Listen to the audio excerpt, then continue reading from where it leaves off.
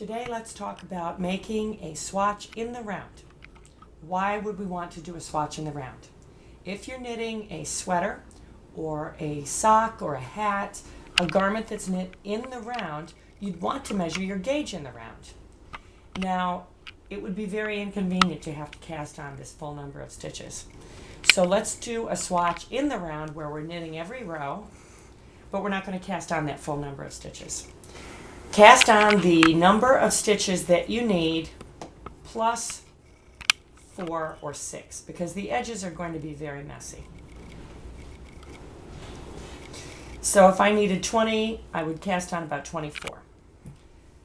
We're going to shove the stitches to the opposite end because I do a long tail cast on. And we're going to take our yarn extremely loosely across the back.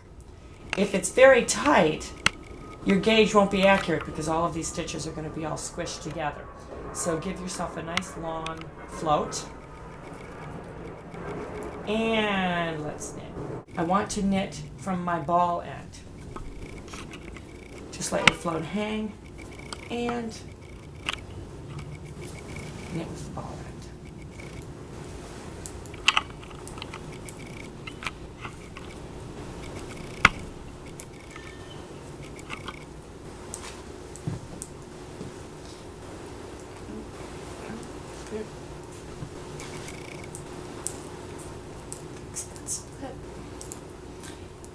It's very hard to knit at arm's length, but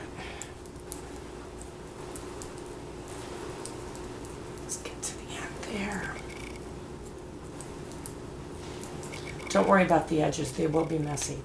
And then again, I've reached the end of my row, and I'm going to push the stitches to the opposite end again.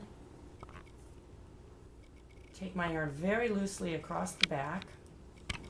And again, working with the ball end, not with the float end, I'm going to knit across again. Just as if we were knitting in the round with this open spot in the back.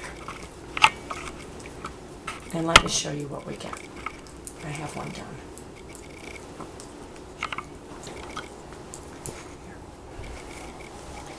When you keep doing that, what you get is a swatch in the round with a very messy back.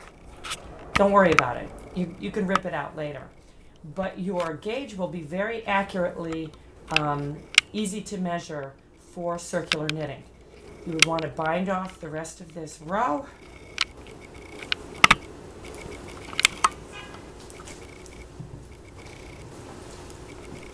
I always say bind off when you go to measure your swatch. You can always tear it out later to reuse it. And then what you get is something that you can accurately measure for circular knitting.